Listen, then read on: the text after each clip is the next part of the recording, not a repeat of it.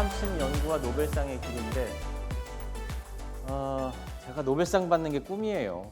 예, 나이가 지금 50 초반인데 제 삶을 지탱하고 있는 게 꿈이에요. 예, 꿈이 없으면 삶이 지탱이 될 수가 없어요. 이 나이에 뭐 술, 담배야. 내 동료들 보면 다 술이고 담배고 여자야. 아, 요거 녹화되잖아. 녹화. 네? 일부 동료 일부가 꿈이 없으면 좀 굉장히 이렇게 방탕하게 되는 것 같은데 꿈이 있어요. 저 정말 어렸을 때부터 우린 그렇잖아요. 저보다 이제 한 연배가 있으신 분도 그렇겠지만 우리는 어렸을 때부터 그 과학에 그 투자도 많이 하고 저 때는 과학자가 1번이었거든요. 지금은 유튜버 아이돌 이런 게 1등인데 저희 때 초등학교 학생 때 꿈은 무조건 과학자 1번 노벨상 이거였는데 어쨌든 그때부터 이제 세뇌가 돼가지고 지금까지 노벨상이 꿈이에요. 그럼 이제 노벨상을 받을 수 있는 주제를 찾아야 되잖아. 노벨상 아무나 주지 않아요. 노벨상을 받을 수 있는 주제를 찾아야 되는데 그걸 찾다 보니 항암침 연구를 하게 된 거예요. 그러다 보니 어떤 의미를 부여해야 돼서 이제 소제목이 붙은 건데 의료 사각지대하고 난치병 환원을 위한 어떤 그런 글로벌 보건 의료를 선도해야겠다. 그런 이제 정말 거창하지 않습니까?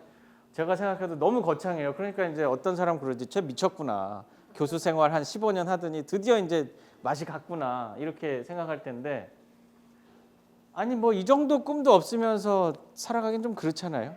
그러니까 이제 글로벌 보건 의료에 조금이라도 도움을 주고 싶다. 의사도 아닌데. 그럼 이제 이건 제가 분석한 거지 어디 가서 이렇게 얘기하는 사람은 없는데 우리가 작년이었죠.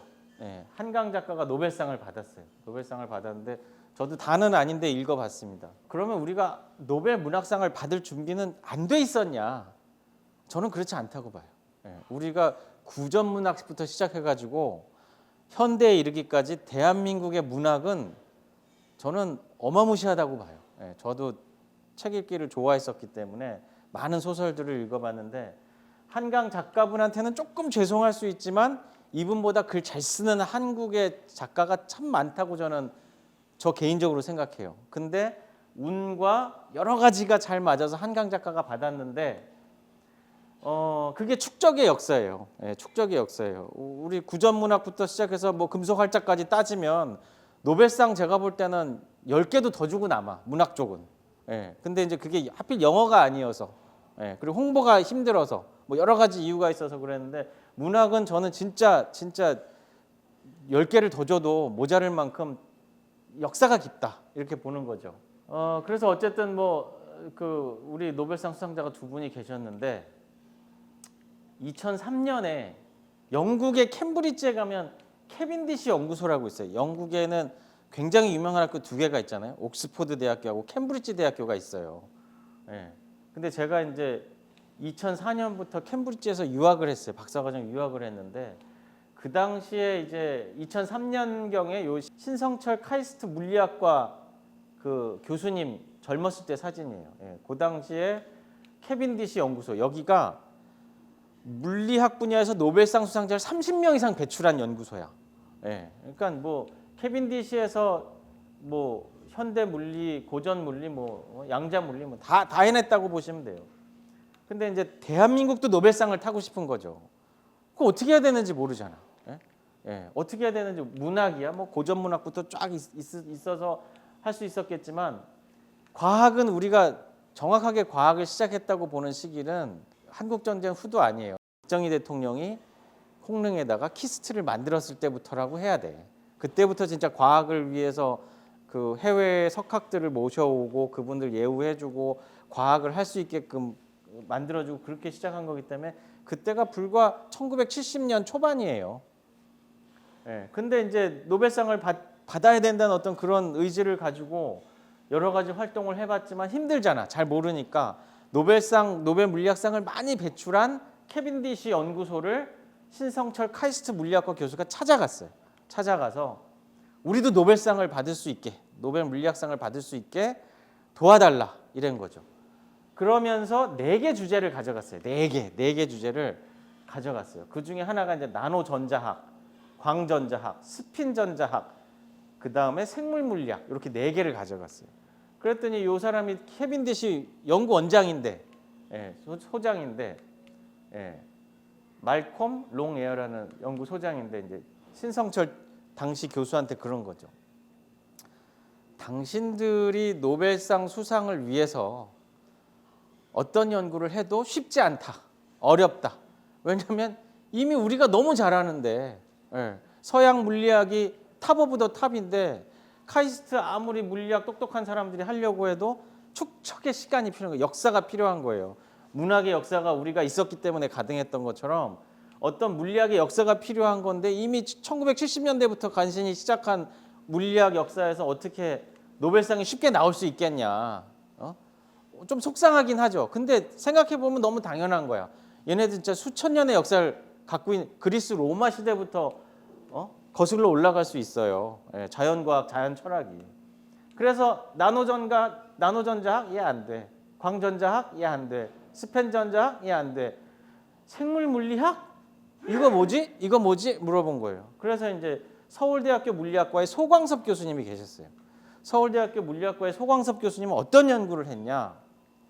북한에 1960년대 김봉한이라는 한의사가 있었어요. 한의 과학자가 있었는데 그 이제 우리가 침을 놓으면 그 혈자리를 보잖아요. 그 혈자리가 연결되어 있는 것들을 봉한관이라는 걸 이제 최초 제시를 했어. 그러면 이제 우리가 혈관이 있고 림프관이 있고 봉한관이라는 게 이제 있다고 림프관이 이제 증명이 되고 나서 봉한관이 있다. 이 혈자리를 연결해 준다. 이걸 제시를 하고 그러니까 이제 과학계가 놀란 거죠. 아, 제3의 관이 있다. 그런데 이제 저도 이제 그 사람이 그 연구를 하다가 세계 의료계가 이제 막 떠들썩 했는데 그 연구를 하다가 북한에서 숙청이 됐대요. 잘 됐으면 좋을 텐데 그 당시에 북한으로 많이 넘어갔던 많은 학자들하고 과학자들이 많이 숙청이 됐어요. 그래서 그 맥이 끊긴 거지. 그러다가 서울대학교 소광섭 교수님이 봉환관을 찾겠다. 그러고서는 이제 연구를 했는데 봉환관의 실체를 발견한 것 같은 논문을 제시를 해요. 그래서 이제 세상이 다시 봉환관에 관심을 가지게 되죠. 이 캐빈디시 연구소장은 여기서 노벨상이 나올 거다. 왜냐하면 나노전자학 우리 서양이 더 잘해. 광전자학 서양이 더 잘해. 스핀전자 서양이 더 잘해. 여기 거기서 태어났으니까 침 요건 너네 거잖아. 침의 역사 수천 년이잖아. 우리가 침 관심이 많지. 침 분명히 치료가 되는데 침 이거 과학적으로 우리 모르겠는 그거 그러면 이제 안 와닿잖아요. 침 그리고 침 우리가 그러면 이제 이렇게 제가 이렇게 설명을 해요. 한을 서양 사람들이 이해하고 설명할 수 있겠습니까?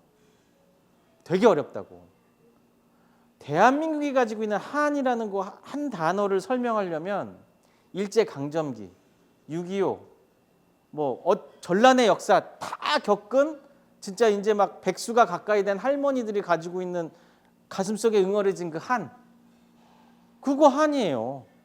침도 마찬가지야. 서양 사람들이 침하면 혈자리 그냥 바늘로 쿡 찌르면 되는 거 아니야라고 이해하는 거하고 한국 사람이 한의학, 중국 사람이 중의학 해가지고 혈자리에 침을 넣을 때의 어떤 기, 음과 양 이걸 어떻게 설명할 거예요? 그래서 이제 이 캐빈디시 소장이 이게 진짜 물리적으로 밝혀지면 침 치료가 물리적으로 밝혀지고 제3의 관이 사실로 밝혀지면 소광섭 교수는 노벨상 받을 거다 그런 거예요. 그래서 이제 이 4개의 연구 주제가 이제 돌아가요. 그래서 제가 침 연구하면서 이제 이 소광섭 교수님을 뵀는데 이분이 굉장히 좋아하셨어요. 아, 이런 과학적인 접근을 할 수 있는 교수를 만나서 되게 반갑다. 그랬는데 제가 전화 통화하고 한 달 있다 돌아가셨어요. 그래서 이제 뵙지는 나중에 그 임종을 지켜보지는 못했는데 제 연구를 굉장히 애틋하게 좋아하셨던 분이에요. 힘을 실어주셨고 네 길도 가시밭 길이겠구나 하고 그 용기를 주셨는데 좀 어쨌든 좀 아쉽게 됐어요. 그래서 근데 이제 이분도 암으로 돌아가셨어요. 암으로 돌아가셨는데 그 과천에 계셨는데 이분 여동생이 한의사예요. 예, 이분 여동생을 이제 뵈려고 예, 그 준비 중에 있습니다. 그래서 이제 그 침 연구가 굉장히 세계적으로 관심을 받고 있다. 이렇게 보시면 되겠고, 그럼 이제 침의 역사를 이렇게 보시면 돼요. 정말 오래전부터 침을 했어요. 스톤에이지니까 구석기, 신석기 뭐 이럴 때부터 뼈라든가 돌을 갈아서 침을 만들었다고. 그러니까 찔러 본 거예요. 그 당시에 개복 수술을 했을 것 같지는 않잖아요. 예? 무슨 의료 기술에 그러면 그 당시에 석기 시대 사람들이 할 수 있는 건 뭐였을까? 경험적으로 찔러봤을 거라고. 야 아파. 그럼 눌러보고 찔러보고 주물러보고. 그건 너무 당연한 거잖아. 그 역사가 예, 몇천 년이야. 예, 몇천 년 동안. 그리고 이제 인도 이 침의 인도의 명이라고 지카바라는 이 인도의 의료 분야의 신이 있어요. 예, 굉장히 유명한데 이 사람이 한 손에는 약낭, 약이 들어있는 주머니, 한 손에는 침을 들고 태어났다고 돼 있어. 그러니까 침의 역사가 BC 500년으로 거슬러 올라갈 정도로 이거 이제 기록에 남아 있는 거예요. 기록에. 그 다음에 이제 쭉 거슬러서 이제 황제 내경에 예, 뜸은 북방에서, 침은 동방에서 유래했다. 뭐 이렇게 돼 있는 건데, 그리고 뭐 여기에 우리나라도 많이 있겠지만 어쨌든 이렇게 보시면 돼요. 임상은 다 끝났다. 침은 임상은 다 끝난 거예요. 수천 년 동안 경험적으로 우리가 누르고 찌르고 해서 혈자리가 예, 다 통해 있고 365개 혈자리 다 찾아놓고 어떻게 침을 놓으면 어디에 효과가 좋고 하는 거는 이미 경험적으로 다 끝난 거예요. 그게 문헌으로 남은 거고, 남은 건 뭐야? 과학적으로 증명해야 되는 거예요. 예, 우리가 음양의 조화, 기, 균형 이런 걸로 이제 자꾸 설명하려고 하면 이거 이제 서양 과학자들은 믿기 되게 어려운 거죠. 예, 양, 기를 어떻게 설명할 거예요? 야 하면 장풍이 나가나? 그걸 이해가 안 가잖아요. 예, 어렵다고. 그래서 그걸 과학적으로 설명하는데 한의계 사람들이 굉장히 요즘 열심히 하고 있는 거예요. 그러다가 이제 제가 2016년에 나노 기술이 최초로 도입된 침을 이제 발표를 해요. 예, 발표를 하게 되고 그 다음에 2017년에 그걸 가지고 항암 치료를 하는 연구를 하게 됩니다. 그래서 나노 기술 나노 하잖아요. 저는 한의사가 아니기 때문에 많은 얘기를 못 해요. 근데 이제 기본적으로 침이 이렇게 생겼어요. 침이 이렇게 생겼으면 침을 피부를 통해서 뚫고 들어가면 피부는 신이 만든 굉장히 완벽한 방어 수단이에요. 나쁜 건 뱉어내. 땀 뭐 이런 걸로 다 뱉어내요. 좋은 거는 흡수 안 해요. 피부가 뭐 화장품 좋은 거 막 바르면 피부가 좋아질 것 같죠. 그거 굉장히 어려운 거예요. 굉장히 어려운 거예요. 피부는 우리 몸을 외부의 어떤 세력으로부터 보호하는 기능이 굉장히 커요. 예, 그렇기 때문에 나쁜 건 배출하는데 좋은 거나 나쁜 거나 받아들이긴 되게 어려워요. 피부가. 그러니까 이제 뭐 굉장히 유명한 피부과 의사가 다 필요 없다. 잘 먹고 잘 쉬고 해야 피부가 좋아진다. 이런 건데 뭐 조금 도움은 될 겁니다. 예, 조금 도움은 될 건데 굉장히 완벽한 방어 수단이다. 이거는 아무도 부인하지 못해요. 그런데 침을 쑥 찔러 넣었어. 그러면 이제 완벽한 방어 수단이 깨진 거잖아. 예, 완벽한 방어 수단을 침이 훅 뚫고 들어갔잖아요. 그러면 어떻게 되겠어요?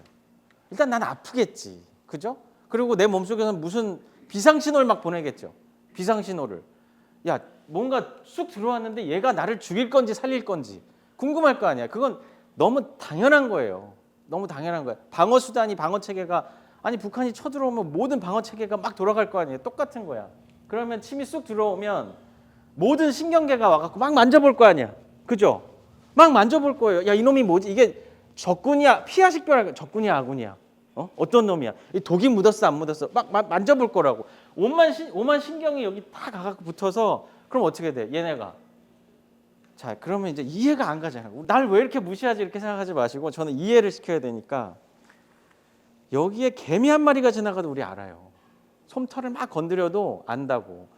예? 이제 날씨가 따뜻해진 봄날에 우리 이제 일광욕 하러 나가실 거 아니에요? 그러면 산대바람이 샥 지나가도 알아. 예? 그 정도로 우리가 굉장히 민감해요. 오만 센서가 우리 몸에 다 있다고. 근데 훅 뚫고 들어왔어. 이건 이건 그냥 산들바람이 지나가는 게 아니고 핵폭탄이 터지는 거예요, 여기서. 그 정도의 어떤 큰 충격이에요. 이걸 무시하지 말아야 된다고. 예. 근데 이게 하필 혈자리인 거지. 예.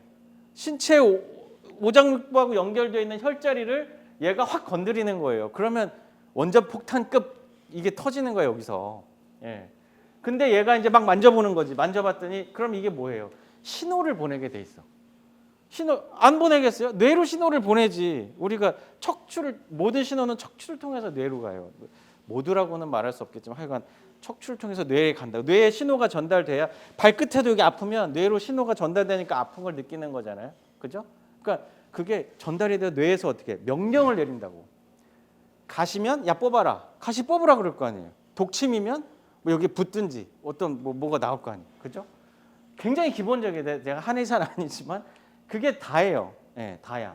근데 이 신호를 만약에 증복시킬 수 있으면 이 신호라는 게 별게 아닐 수 있어. 그러니까 야, 요 이불 바늘보다도 아주 얇은 바늘 이게 무슨 효과가 있을까? 이거 좀 크게 아까 대침 말씀하고 가셨는데 이 침을 크게 하면 어떨까? 뭐 이런 생각 신호를 더 크게 하면 어떨까? 이런 생각을 해볼 거 아니에요. 근데 이 침이 그러면 이런 거예요. 우리가 이제 촉매라는 얘기를 많이 들어보셨을 거예요. 촉매라는 얘기를 많이 들어보셨을 건데 촉매는 기본적으로 화학 반응에 참여는 하면서 본인은 참여 안 하는 거야. 화학 반응을 더 잘 가게 하면서 본인은 참여 안 하는 거예요. 예. 촉매는 그런 거예요. 촉매제 그러면 나는 가만히 있는데 화학 반응은 더 잘 가게 하는 거예요. 그렇게 이해하시면 돼요. 그러면 얘는 뭐냐? 침이 들어가서 녹아 없어져? 아니에요. 넣었다 빼는 거야. 침이 들어가서 우리 몸속에 있는 화학 반응을 더 잘 가게 만든다 그러면 얘는 뭐예요? 얘는 촉매인 거야. 예.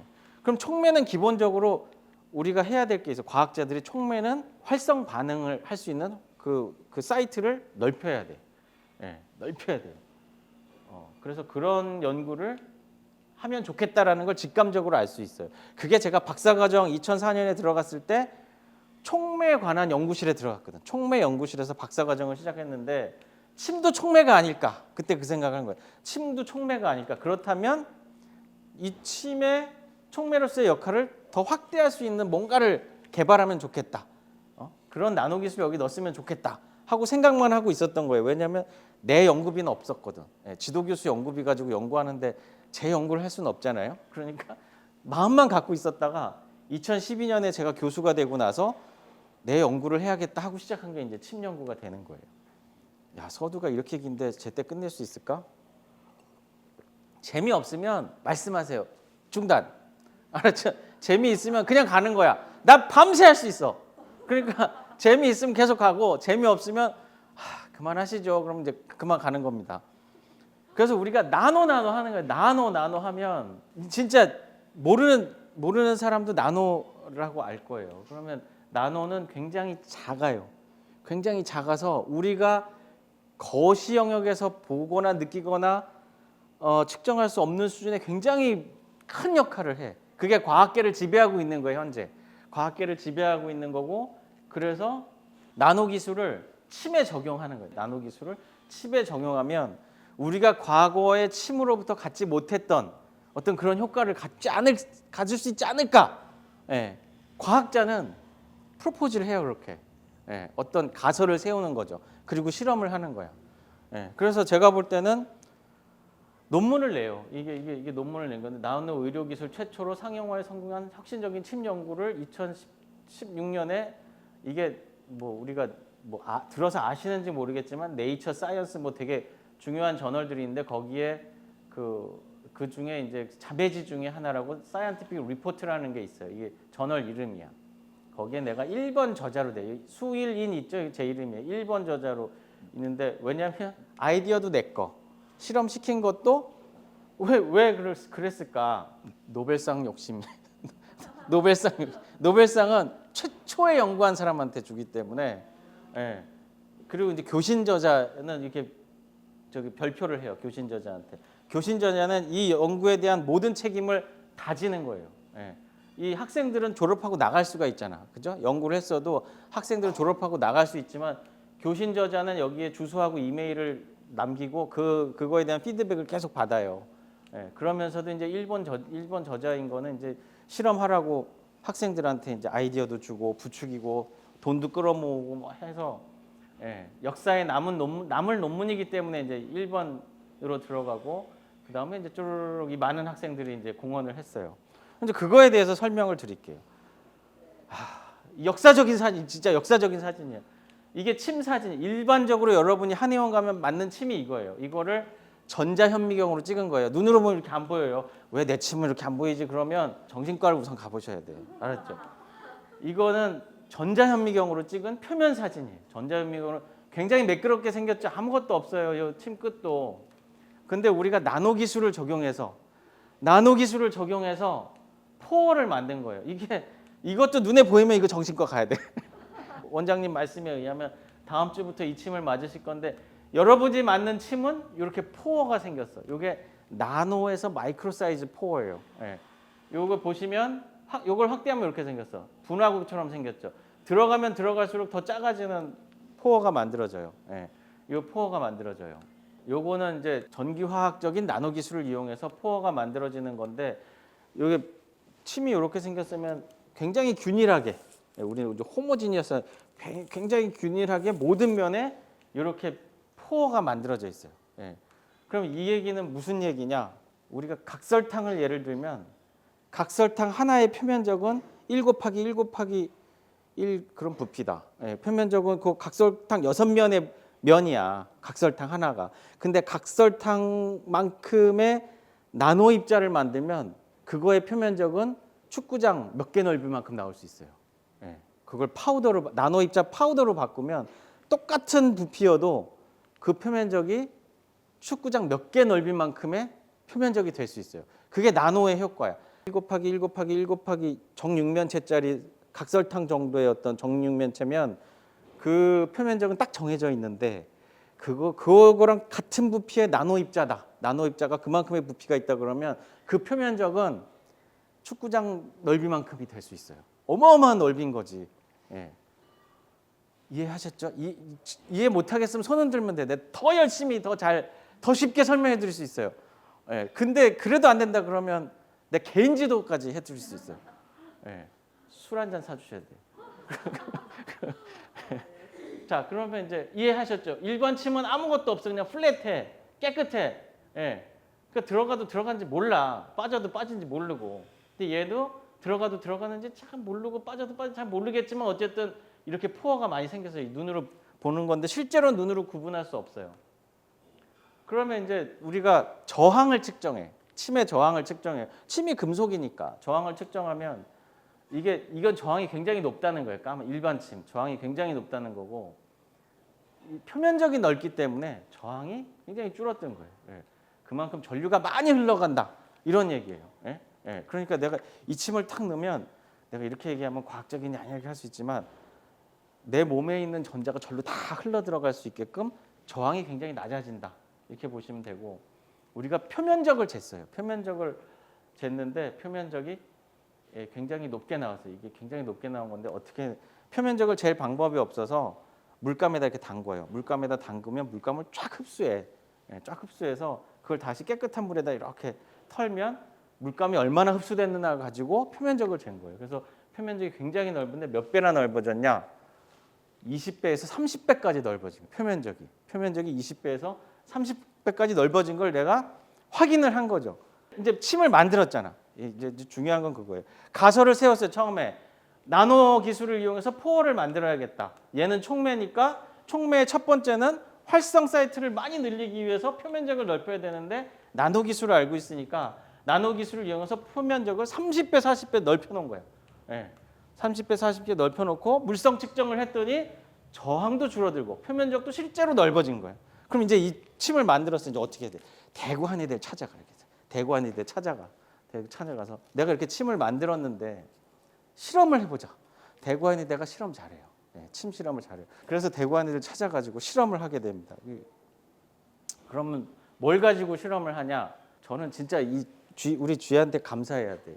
쥐가 마우스가 있고 우리는 렛을 하는데 렛은 더 똑똑하고 커요. 팔뚝만한 쥐를 가지고 하는데 이런 동물들 실험들 때문에 인간의 수명이 더 길어졌어요. 더 길어졌는데 어쨌든 이 렛을 사용하면 더 사회적으로 학습 능력이 좋고 인간하고의 상호작용도 좋고 예, 그래서 그 실험하기에 좋다. 예, 이렇게 보시면 돼요. 그래서 렛을 가지고 실험을 하는데 다음 사진은 조금 징그러울 수 있는데 어떻게 하겠어요? 뭐 보셔야 됩니다. 예, 많이 징그럽진 않아요. 근데 이제 보여드려야 돼요. 아 이건 아니다.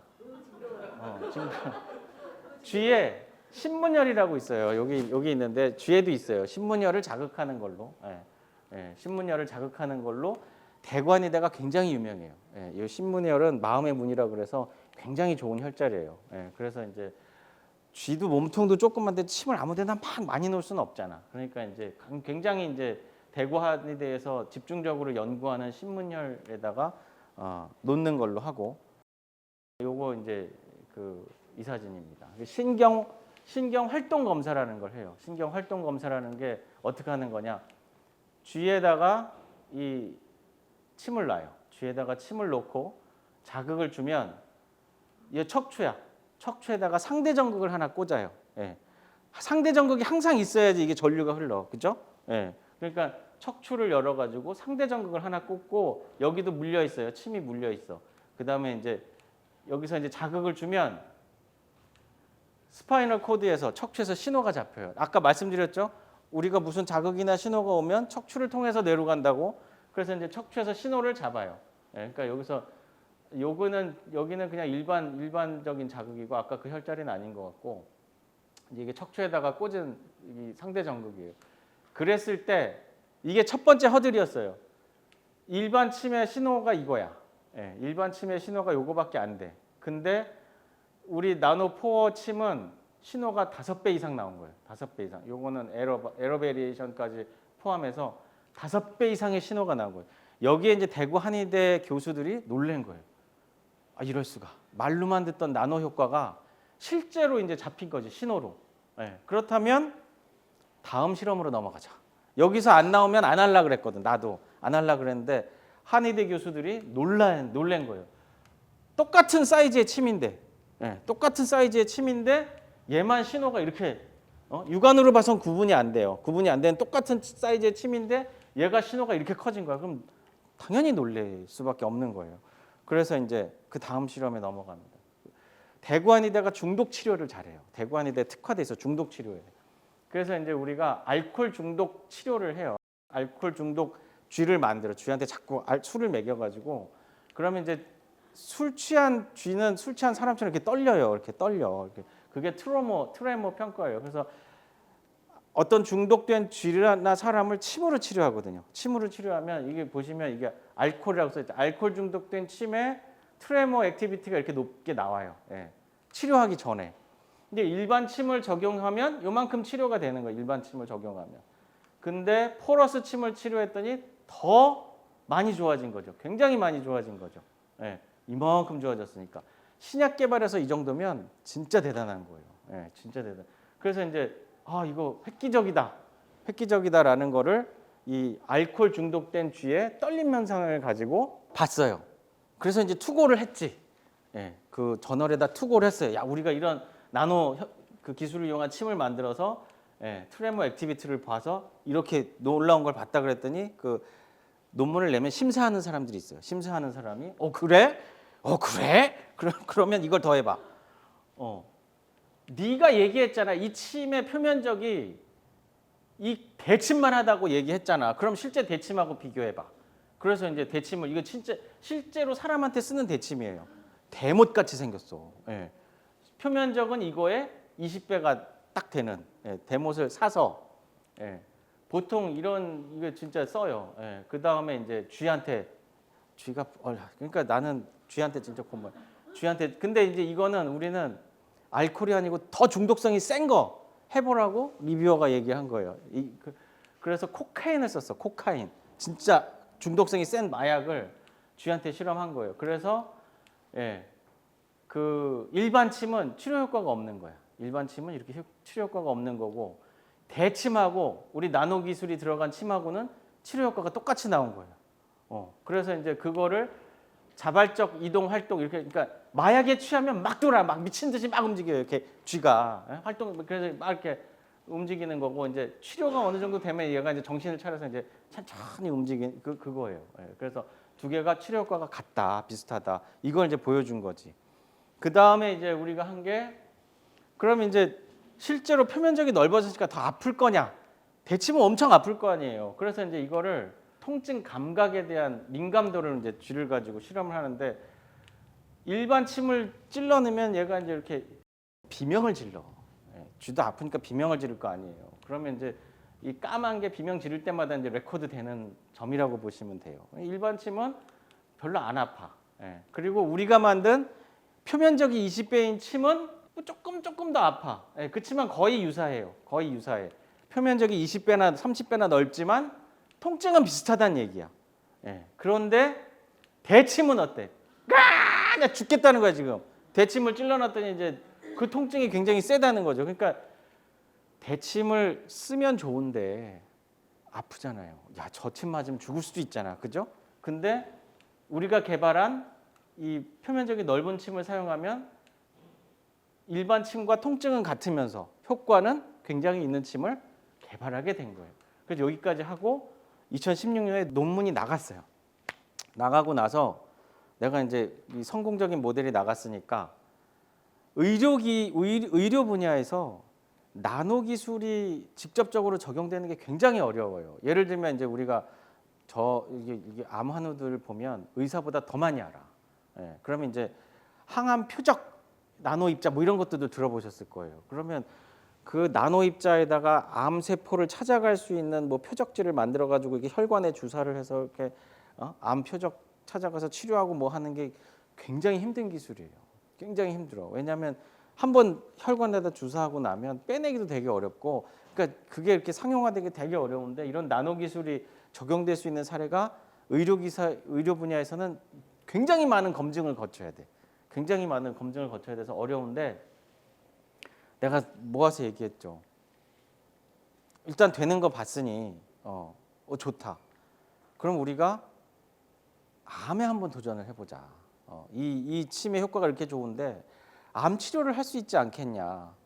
그랬더니 이제 같이 모인 몇몇 한의사분들 중에 몇 분이 이제 나갔어. 그러니까 그게 너무 힘들고 어려운 주제다. 몇 분이 나갔어. 그래서 아니 이미 문헌상에서 침으로 다 다스렸는데 그걸 우리가 과학적으로 재현을 하려면 실험을 해봐야 되지 않냐. 그래서 이제 그걸 하기로 한 사람들이 모였어요. 모여서 이 논문을 내게 됩니다. 이 논문을 내게 되는데 결과를 먼저 하고 그 다음에 말씀을 드릴게요. 그래서 이봉효라는 대구 한의대 그 교수하고 병리학 박사 분하고 저하고 또 뭐 대학병원 과장 한 분이 계셨는데 나중에 이름이 빠졌어요. 그건 나중에 에피소드로 말씀을 드릴 거고. 그럼 이제 같은 겁니다. 같은 얘기예요. 일반 침이 이렇게 생겼고 우리가 만든 나노침은 이렇게 생겼고 아까 얘기했던 HT7이 신문혈 혈자리예요. 신문혈자리고 SI5는 대조군이에요. 아무것도 아닌 혈자리야. 근데 이게 있어야 돼. 왜냐하면 진짜 혈자리가 들어가서 효과가 있는 건지 아닌지를 봐야 되기 때문에 SI5는 대조군, HT는 신문혈 혈자리. 요 불쌍한 쥐에 여기다가 시침을 하게 됩니다. 근데 제가 아까 말씀드렸죠. 대장암을 유발했어요. 대장암을 유발하는데 쓰이는 암 발현 물질이 아족시메테인이라는 거예요. 굉장히 톡식한 물질이에요. 설치류 모델에서 대장암 및 전암성 병변 유발하는 데 사용되는 게 이 물질이에요. 그래서 인간의 대장암과 유사한 병리학적 특징을 나타내기 때문에 인간의 대장암 연구에 쓰이는 그런 모델이에요. 그래서 불쌍한 쥐한테 얘를 계속 주입을 해요. 주입을 하면 이게 이 쥐 모델이에요.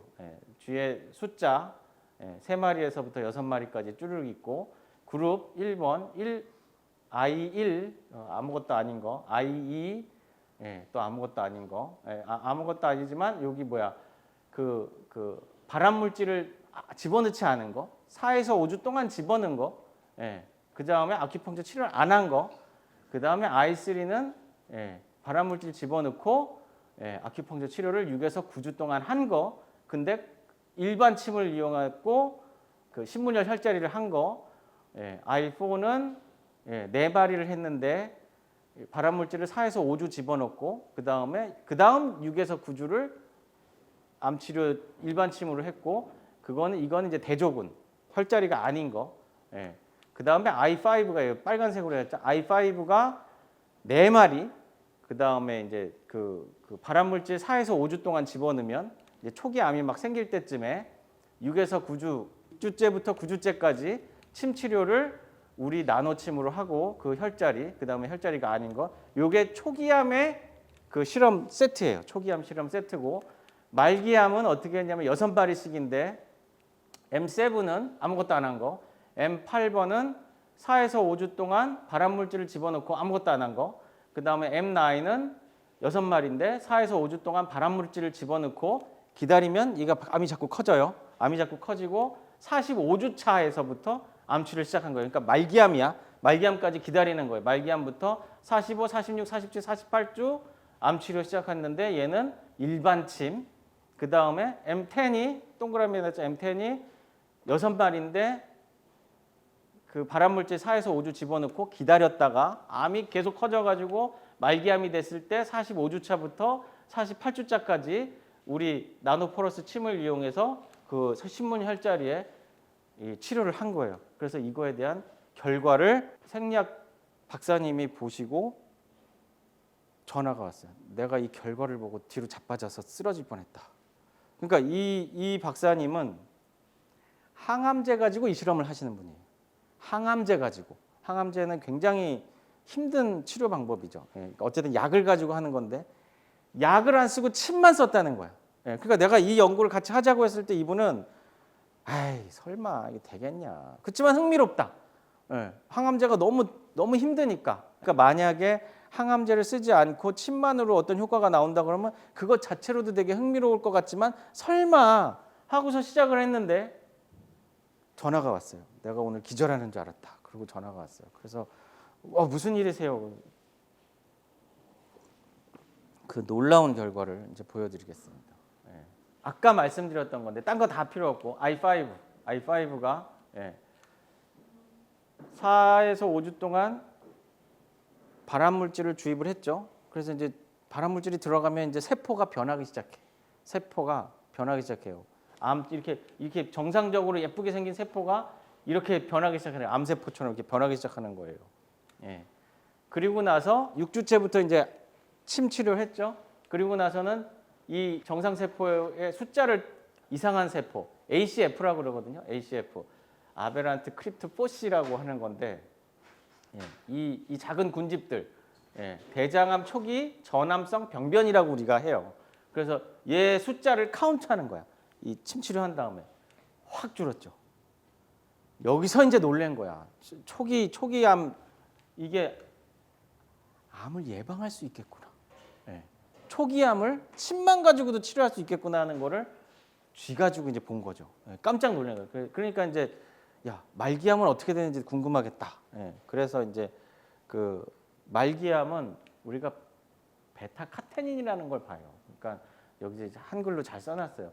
정상적인 세포에서는 베타카테닌이 세포막에 국한돼 있지만 암세포에서는 베타카테닌이 세포질과 핵에 축적돼서 암 발생과 진행의 중요한 지표로 사용된다. 그래서 이제 그 M9 치료 일반 침으로 치료한 거는 아직도 이렇게 큰 덩어리들 보이죠. 큰 덩어리들이 보이는데 우리 나노포러스 침으로 한 거는 굉장히 깨끗해요. 굉장히 깨끗하다는 거를 보여주고 있는 겁니다. 그 다음에 미안한 얘기지만 쥐 배를 갈릴 수밖에 없어요. 쥐 배를 갈라서 대장을 다 꺼내가지고 암 크기를 재요. 암 크기를 재서 튜머 사이즈를 그 다음에 M8, M9, M10을 봤을 때 암 사이즈가 굉장히 줄어 있다는 것을 발견을 했죠. 이건 이제 실제로 자루 잰 거예요.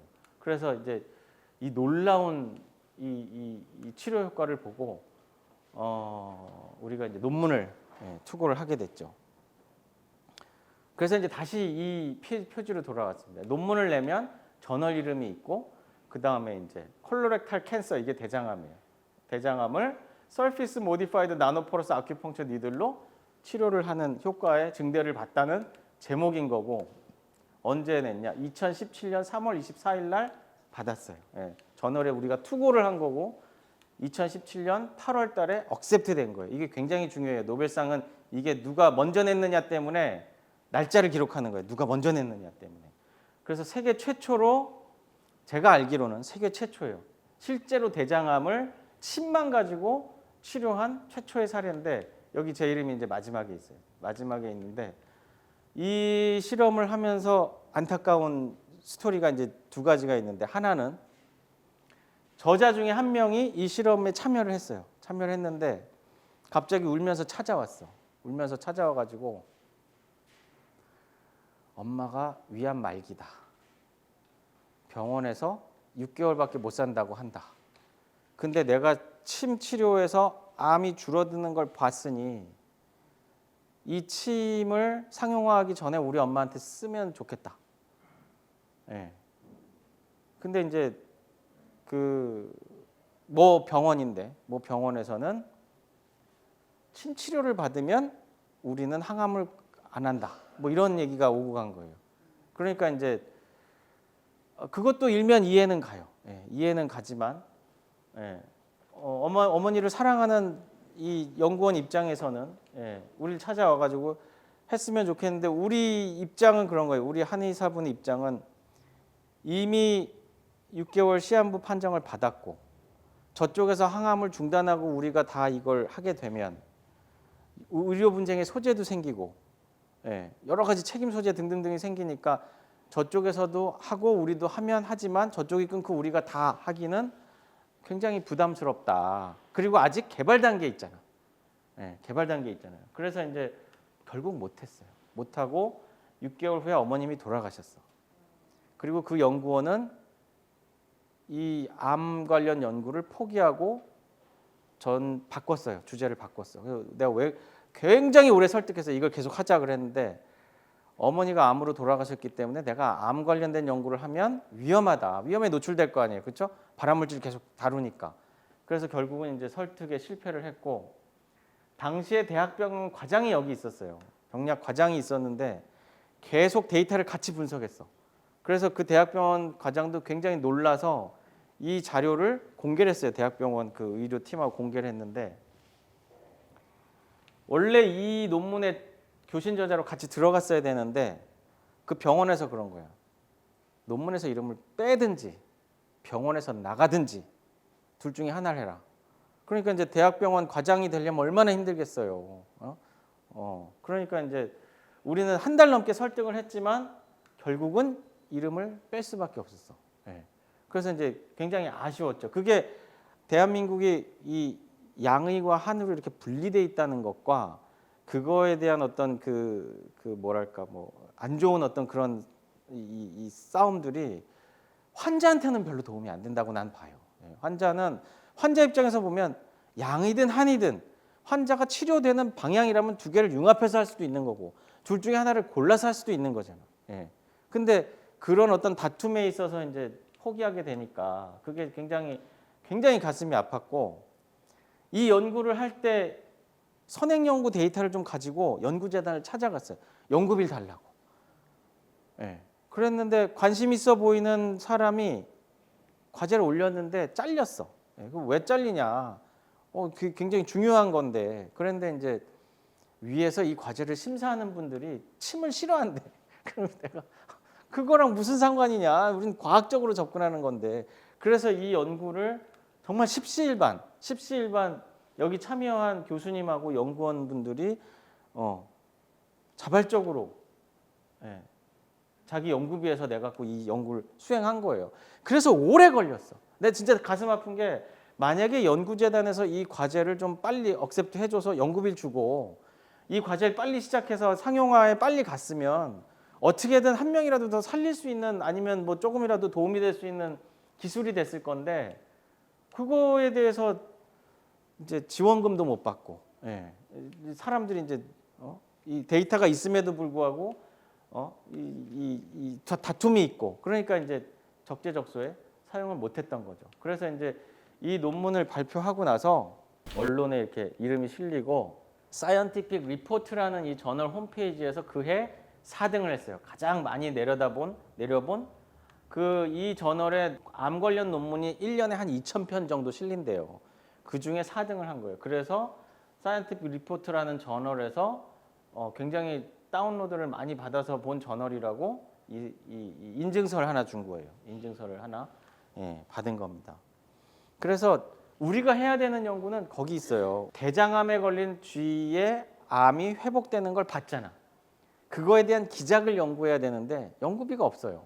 연구비가 없어서 그냥 우리가 알고 있는 거는 일단 침을 맞으면 자가 면역 기능이 굉장히 올라가거든요. 굉장히 올라가기 때문에 자연살해 세포라 이제 NK 세포 같은 것들이 더 많이 일어나서 인체의 항암 면역 기능을 강화할 것이다라고 짐작 내지는 유추만 할 뿐이에요. 그래서 이제 연구비가 생기면 이 연구를 더 하고 싶은 거죠. 그래서 이 침을 어쨌든 상용화해야겠다고 생각을 하게 된 거고 상용화하는데 기간이 정말 오래 걸렸어요. 이게 2017년에 이 논문이 나왔잖아. 근데 올해가 2025년이에요. 의료기기가 허가받고 상품 등록하고 신약 개발도 10년 이상 걸린다고 그러잖아요. 진짜 오래 걸릴 수밖에 없어요. 허가받고 판매 허가받고 뭐하고 해서 이제 자동화 기기 만들고 뭐 보건복지부에서 과제 따고 해가지고 이제 겨우 지난주에 납품한 게 여기야. 그래서 이제 내가 이걸 하면서 고민을 했어요. 동물은 치료가 됐다. 아니면 굉장히 좋은 효과를 봤다. 그렇다면 사람은 어떨 것이냐? 그러면 동물 실험과 사람의 차이는 뭔가? 생각을 해봤어요. 보세요. 대구 경북 과학기술원이 뭐 여러분한테는 생소한 학교일 수 있는데 굉장히 좋은 학교예요. 굉장히 좋은 학교고 거기에 동물 실험실은 대한민국에서 굉장히 좋아요. 지하실에 있는데 굉장히 좋은 동물 실험실이에요. 그럼 보세요. 동물 실험실에 이렇게 쥐들이 있어요. 쥐들이 있는데 온도, 습도 쾌적하게 유지를 하게 돼 있어요. 그 다음에 조명, 스트레스 안 받게, 소음도 스트레스 안 받게, 환기도 계속하고 멸균 상태에서 먹이, 고품질의 영양 사료를 주게 돼 있어요. 급수도 깨끗한 물, 그 다음에 청소, 바닥재, 소독 엄청 공들이고 있는 거지. 그래서 이 안에 있는 쥐들은 또 굉장히 케어가 잘 돼 있어서 제너레이션 투 제너레이션 세대와 세대를 이어서 어떤 병변이 일어나는지를 봐야 되기 때문에 관리가 철저하게 돼 있어. 관리가 철저하게 돼 있어요. 그러면 사람도 이렇게 관리를 받으면서 치료를 받을까를 내가 본 거야. 암이네. 한잔 해야지. 암이네. 나 빨고 죽어. 암이네. 운동 안 해. 소식 안 해. 잠 오겠어요? 잠 안 와. 암 걸리면 잠 안 와. 여기 잘 재운다고. 잘 먹이고 잘 재우고. 관리를 우리가 이제 다 큰 성인이기 때문에 나 또 이러다 죽게 이런다고. 철저하게 관리가 돼야 되는 거예요. 철저하게 스트레스도 릴리즈하고 정보도 파악하고 여러 가지로 통제되고 이런 완벽한 설비에서 했을 때 어떤 효과가 있는 것이지. 아니 지금 이제 봄이야. 봄이 황사도 이제 지금 중국에서 오는 건 별로 없지만 이제 대기질 안 좋고 그럼 뭐 발암 물질 맨날 이렇게 하고 뭐 이제 햇빛이 점점 올라가기 시작하면 많이 나오기 시작하면 공기 중 오존 농도도 올라가고 뭐 온갖 안 좋은 거에 다 노출돼 있어요 사람이. 이런 공간이 아니라고. 그렇기 때문에 제가 보니까 그런 거예요. 이렇게까지는 못해도 이거 뭐 병원 광고처럼 보이실 수 있겠지만 메디람 한반병원이다. 근데 이제 우리가 2월 24일 날 MOU를 맺고 같이 협력해서 이 암의 이제 임상 우리 환우들한테 더 도움이 주겠다라고 하는 거고 뭐 그래서 이렇게 제품이 나왔어요. 이렇게 제품이 나와서 정말 오래 걸렸어요. 그러니까 이제 2012년에 연구를 시작해서 2025년이 됐으니까 정말 오랜 세월이 걸린 거죠. 하나의 기초 원천 기술이 상용화돼 가지고 이렇게 내 손 안에 상품으로 나오는 거는 굉장히 쉽지 않은, 이게 제조업이거든. 특히 굉장히 쉽지 않은 일이에요.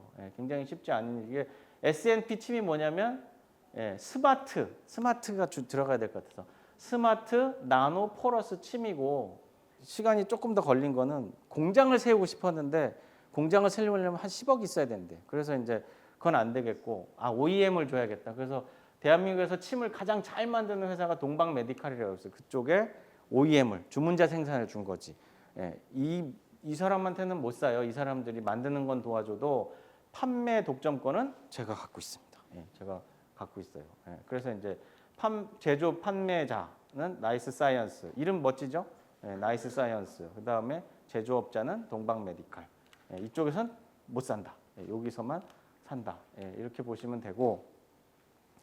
그래서 이제 느끼는 건 그겁니다. 말씀드린 것처럼 신약 개발을 하려면 10년 이상 걸리고 돈 안 되면 글로벌 제약사들이 신약 개발 안 해요. 예, 그러니까 돈 되는 쪽에 신약 개발을 하는데 제약회사들이 하는 건 너무 당연한 거야. 예, 너무 당연한 거예요. 그러니까 알려지지 않은 병이 진짜 많아요. 못 사는 국가에도 많고. 예, 근데 그게 돈이 안 되면 약을 못 만드는 거죠. 그래서 침의 기본적인 원리가 자가 면역 기능을 높이는 거기 때문에 예, 이렇게 의료 사각지대에 있는 국가도 있을 것이고 마을도 있을 거거든요. 그럼 저는 이 침을 팔아서 그 수익으로 여기 나눠주고 싶은 거예요.